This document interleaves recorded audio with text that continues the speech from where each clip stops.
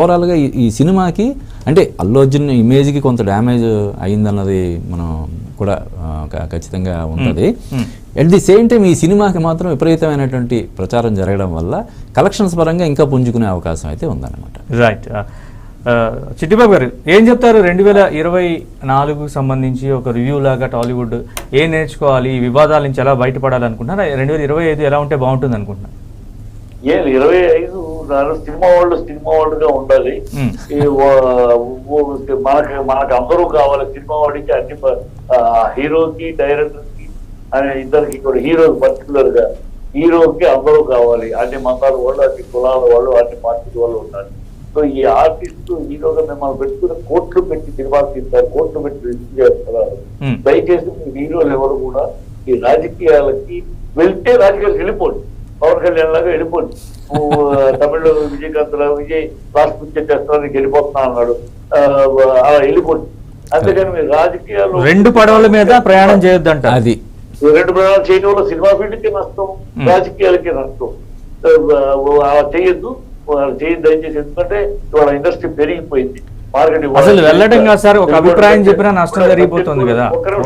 తెలుగు గర్వించే స్థాయికి వెళ్ళిపోయింది. 12,500 థియేటర్లో ఒక తెలుగు సినిమా రిలీజ్ అవడం అని ఊహించని పరిణామం. షారూక్ ఖాన్ 5,000 థియేటర్లు అయితేనే అమ్మో అనుకున్నాం. దాన్ని దాటి 12,500 థియేటర్లు ప్రపంచవ్యాప్తంగా తెలుగు సినిమా రిలీజ్ అవుతుంటే దాన్ని సాధించిన మన తెలుగు వాళ్ళకి గర్వపడాలి మనం. ఇవాళ తెలుగులో ఒక ప్రభాస్, ఒక ఎన్టీఆర్, ఒక అర్జున్, ముగ్గురు కూడా ఇంటర్నేషనల్ స్థాయికి వెళ్ళారు. ఇంటర్నేషనల్ స్థాయి దమ్మున్న హీరోలు దాన్ని గర్వపడాలి. దానికి అసూయపడేవాళ్ళు, ఈర్చపడేవాళ్ళు ఎప్పుడు ఉంటారు. ఎవరైనా ఒకళ్ళు ఎదుగుతా ఉంటే ఒకళ్ళు ఈర్చపడేవాళ్ళు ఉంటారు. అది మామూలే. అందరూ ఎప్పుడో నేను చిన్నప్పుడే రాశారు, తెలుగు వాడిని రా, వెలుగు వాడిని రా, ఉప్పులాగా చెట్టు ఇప్పులాగా రగులు వాడిరా, కానీ 1000 దాస్యం వల్ల భ్రష్టుడిని రా, పైవాడి కాలు రాగు, కిట్టివాడు నెత్తి నేర్పున అభిమతం. కానీ ఎప్పుడు తెలుగు ఇంకా ఉందో చాలా రాశారు. తెలుగు వాళ్ళలో అసూయ పనులు ఎక్కుంటారు. మనవాడిని మన లాగడం మన అలవాటు. అదే తమిళలోనూ కర్ణాటకలో ఇంకోళ్ళైతే వాళ్ళవాడు ఒకడు, తెలుగుడు వాళ్ళ కర్ణాటక కాదు. చుట్టుపక్కల మనల్ని మనం కించపరుచుకోవడం ఎంతవరకు కరెక్ట్ అంటారు? అదే మనం చేసుకుంటున్నాం. కాదు ఆ పని మీరు కూడా చేస్తున్నారు కదా. కనువిప్పు చెప్తున్నా, ఇది మన దౌర్భాగ్యం.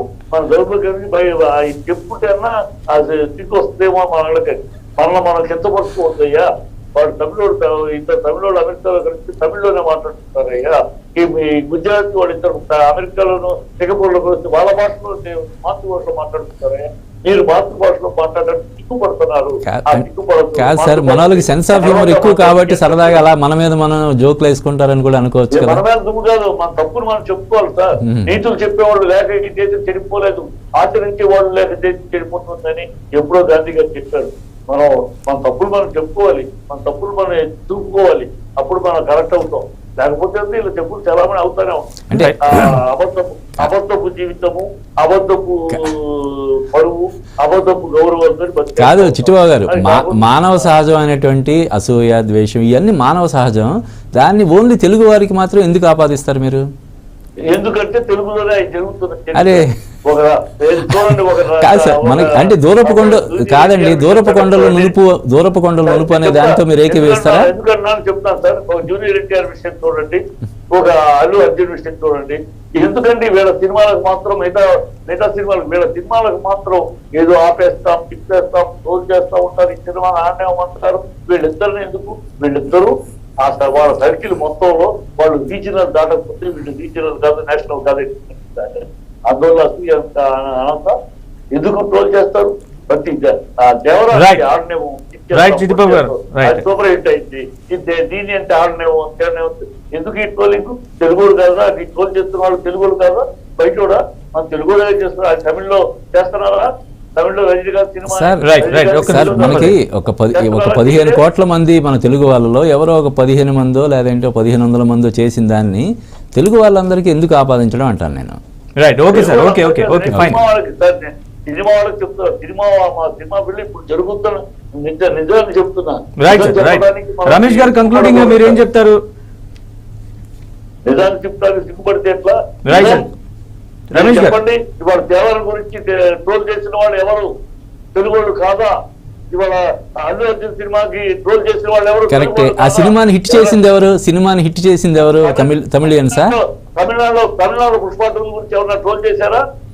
కాదు సార్, సరే ట్రోల్ చేశారు కాదు, సినిమా ఎవరి వల్ల విజయం సాధించింది? రైట్ సార్, రైట్ చిట్టిబాబు గారు. Okay sir, okay okay conclude చేద్దాం చిట్టిబాబు గారు. ఓకే అండి, రమేష్ గారు మీ ఫైనల్ గా మీరేం చెప్తారు చెప్పండి.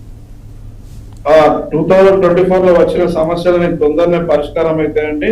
చిత్ర పరిశ్రమ 2025 లో ఓపెనింగ్ తో అంటే సంక్రాంతి చాలా సినిమాలు వస్తున్నాయి.